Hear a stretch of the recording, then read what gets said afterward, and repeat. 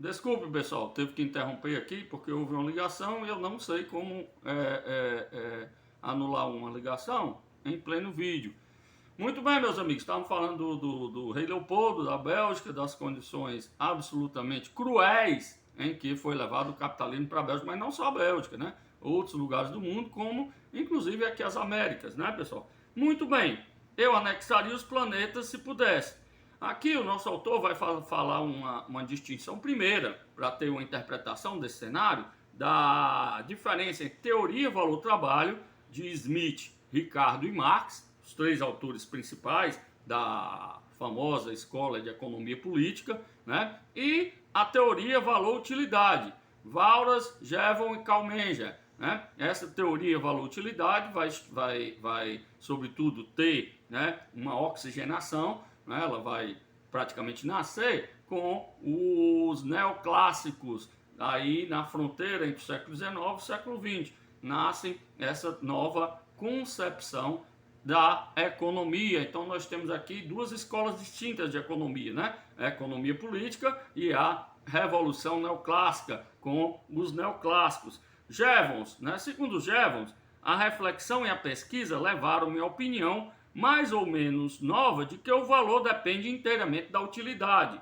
O trabalho, uma vez empregado, não influi no valor futuro de qualquer artigo. Teoria valor-trabalho é outra concepção. A teoria valor-utilidade, para a gente entender o que o Jevons está dizendo, é dizer que o preço e o valor da mercadoria, melhor dizendo, o valor, né? Aquilo que a gente paga pela mercadoria, o que ela vale, melhor dizendo, não tem nenhuma influência do ponto de vista do trabalho socialmente gasto para a sua produção. Aquele trabalho que é empregado, ele se encerra no processo de produção. E o que é que faz uma mercadoria então ter seu valor? É o julgamento pessoal do consumidor. O consumidor é que vai fazer uma reflexão e vai ver se aquela mesa, por exemplo, vale os R$ 50 que ele vai dar para ela. O julgamento é inteiramente do consumidor final. Ele é que vai o quê? Conferir o valor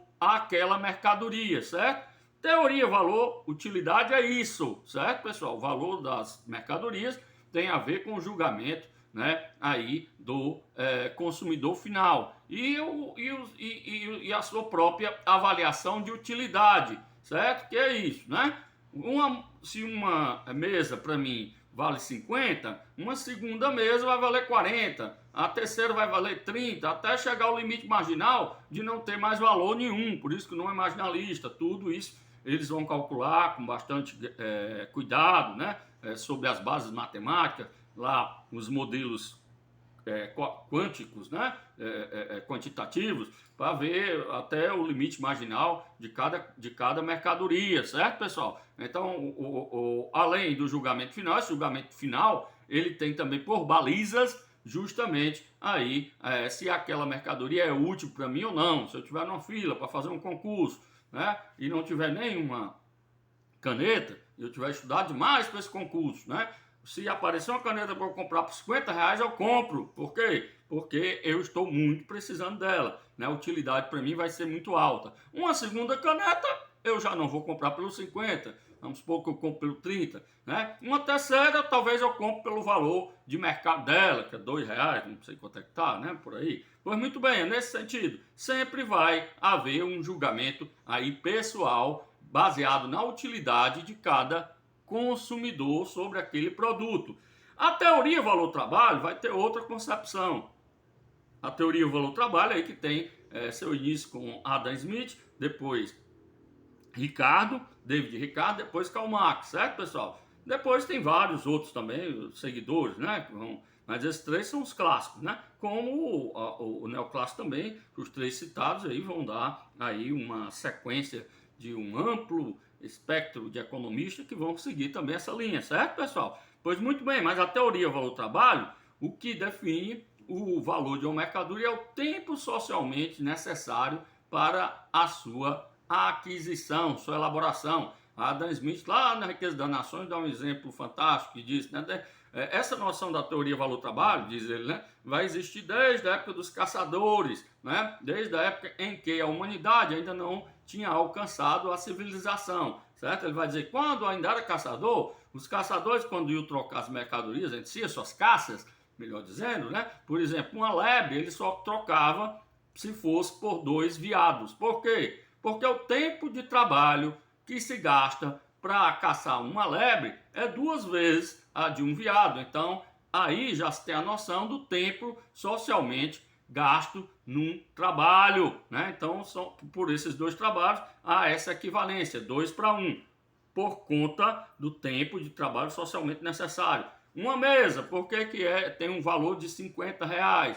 Não é pelo julgamento individual da pessoa, é justamente porque naquela mesa, desde a sua composição inicial, desde quando foi dada a primeira machadada lá na árvore, até o seu acabamento final, ali há um somatório de tempos de trabalho, né? Esse somatório de tempo é que vai definir o valor da mercadoria. Eis a diferença. Então ele vai dizer aqui, teoria, valor, trabalho, padrão, objetivo, departamento de custo, teoria, valor, utilidade, padrão subjetivo, motivação pessoal, departamento de mercado. Percebam, né? Então, um tem a ver com custo, né, atribuído em tempo de trabalho socialmente necessário. O outro não, é um padrão subjetivo, motivação pessoal, departamento de mercado, né? Então, os preços eles vão aí ser dados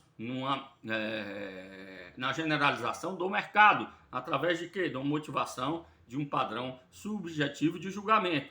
Compramos tantos quilos de chá ou qualquer outra coisa que julgamos valer o preço que temos de pagar. Se o preço fosse mais alto, compraríamos menos. Essa é a variação de utilidade que Jevons mostrou. Portanto, a utilidade de nossa compra final corresponde ao preço. Certo, pessoal? É uma citação aqui da página 235. Vamos lá de novo. Compramos tantos quilos de chá ou qualquer outra coisa que julgamos valer o preço que temos de pagar. Se o preço fosse mais alto, compraríamos menos. Essa é a variação de utilidade que a Jevons mostrou, certo, pessoal? Portanto, a utilidade de nossa compra final corresponde ao preço. Para os defensores da teoria valor e utilidade, não existe a distinção entre as 2 formas de valor, certo, pessoal? Que é o valor de troca e o valor de uso. Para eles está tudo junto. Lá para a teoria valor-trabalho, há essa distinção entre valor de troca e valor de uso. O que é o valor de troca? Na teoria valor-trabalho, onde há essa distinção, valor de troca é quanto a dimensão monetária da mercadoria. Quanto é que ela vale, né? Por exemplo, uma quentinha, R$10. Qual é o seu valor de troca? 10, certo? R$10. E qual é o seu valor de uso? É a utilidade que cada um vai fazer dessa mercadoria. Uma quentinha serve para quê? Para a gente comer, né? Se alimentar. Então esse é o valor de uso, o valor de troca, os R$10. Para a teoria valor-utilidade não faz sentido essa distinção, está tudo junto, né? Tudo lá no mercado, né? Valor de uso e valor de troca, como você faz seu julgamento pessoal e vai ao mercado, certo, pessoal? O caso dos 100 mil vendidos a uma determinada procura marginal, na página 236, aqui no primeiro parágrafo, a gente vai fazer essa distinção. Perdoe-me, pessoal, fui pegar ali o livro que eu estava. Na página 236, vamos ver aqui, é o primeiro parágrafo, tá, pessoal? Primeiro parágrafo da página 236, aí o nosso vai ter um caso aqui dos 100 mil carros vendidos. Vamos lá, 236.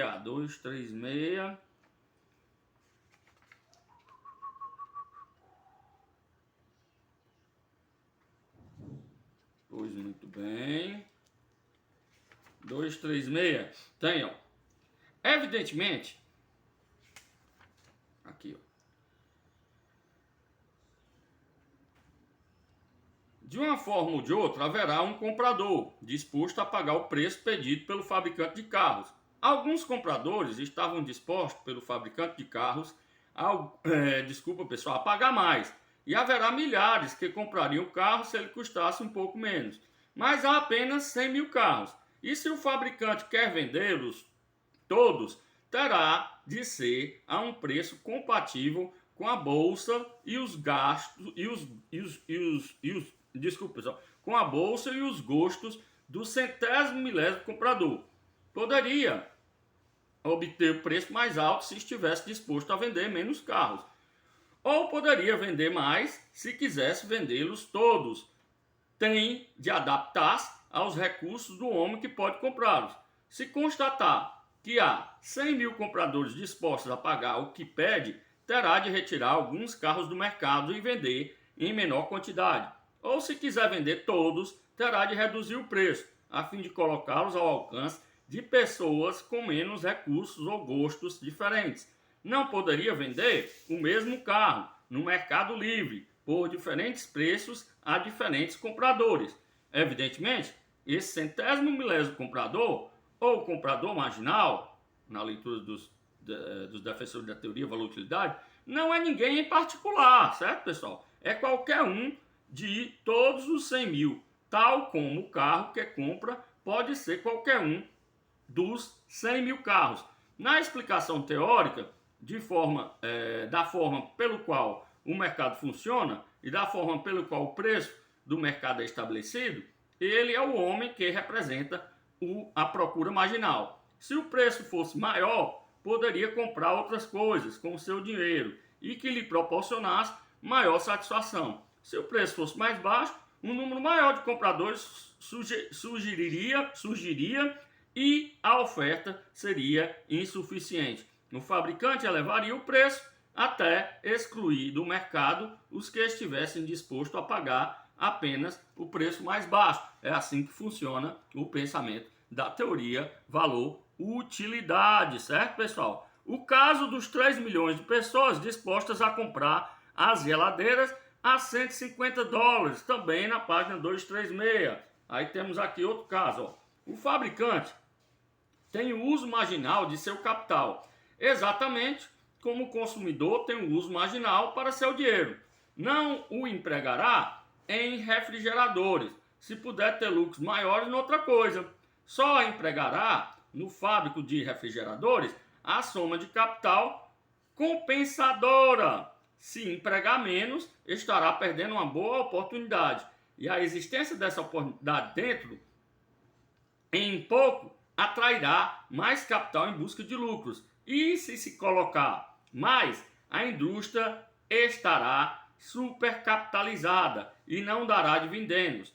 Verifica que há 3 milhões de pessoas dispostas a pagar 150 dólares por uma geladeira e que isso lhe proporciona um lucro justo e não pode ganhar mais investindo no outro ramo e que se produzisse mais mais o preço cairia e seus lucros também e que o capital se afastaria daquela indústria. Mais um exemplo, né? A ideia geral da utilidade marginal é muito simples e podemos ver sua ilustração diariamente à nossa volta. O total de satisfação que conseguimos de um artigo depende da quantidade que já possuímos. Quanto maior esta, tanto menor a satisfação. Suponhamos que uma equipe de futebol esteja pronta a iniciar o jogo, mas lhe falta a bola. Surge então a oportunidade de arranjar uma. Hesitará em pagar o preço dela? Não. Suponhamos, porém, que tem 4 bolas e lhe surge a oportunidade de comprar uma quinta. Apressa-se com a mesma rapidez a pagar o preço pedido?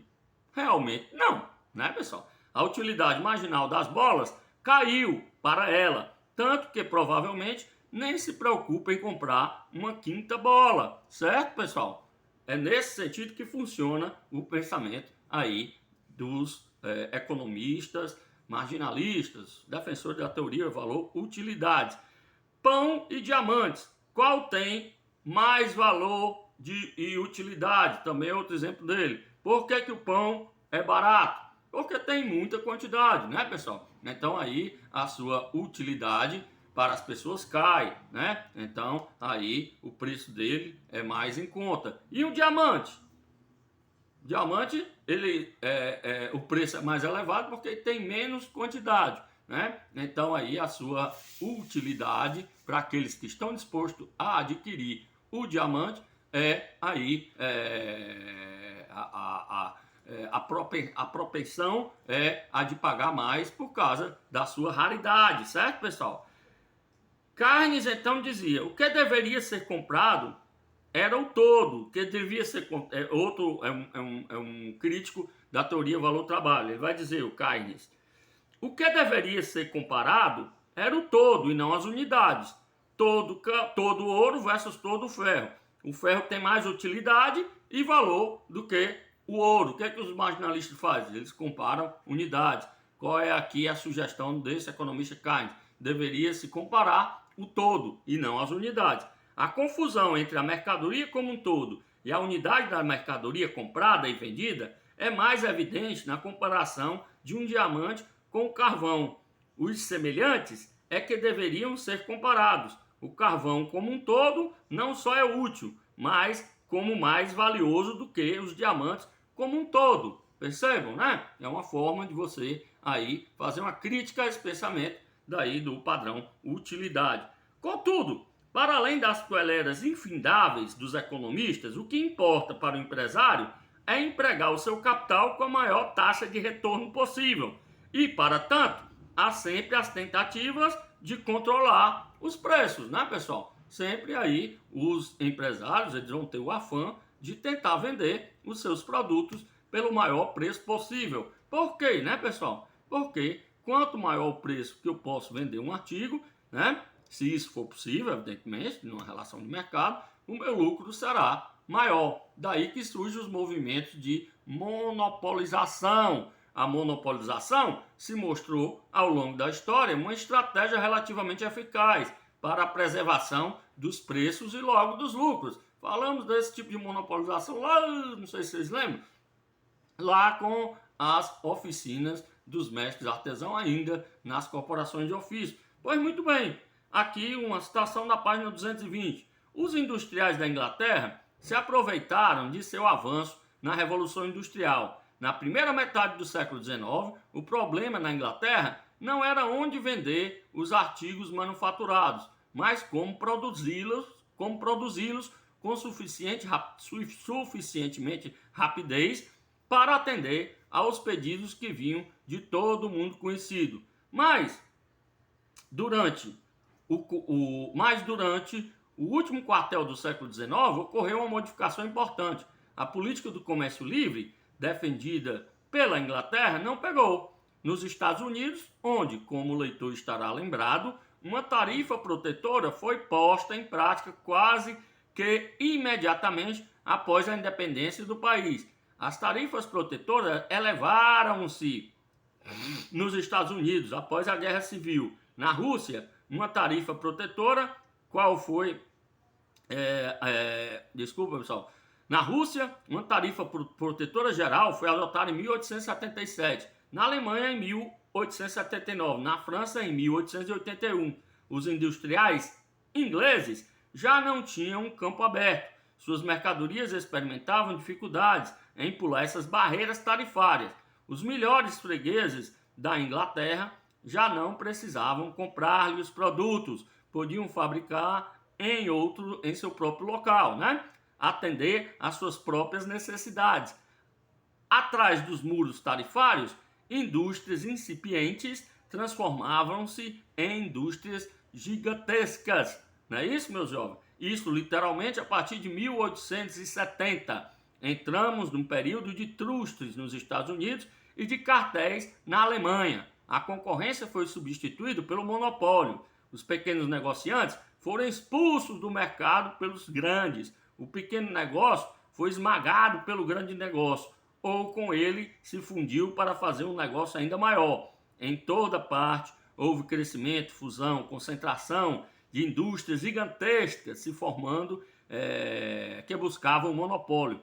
A substituição gradual da concorrência pelo monopólio não foi uma imposição externa, mas uma evolução da própria concorrência. O monopólio surgiu de dentro da concorrência, uma ilustração da verdade que cada sistema ou acontecimento traz em si as sementes da sua própria transformação. O monopólio não foi um invasor estranho que atacasse e conquistasse a concorrência.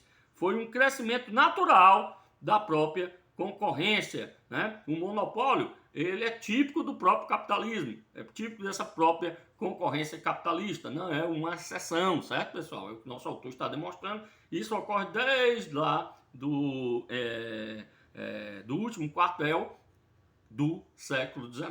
Até hoje vai perdurar, né, pessoal? As grandes corporações é que dominam aí a maioria dos mercados no mundo, né, hoje. O pessoal vai se estender, está se estendendo muito, a gente vai ficar por aqui, tá bom? Mas a gente retoma. Um abraço, tchau.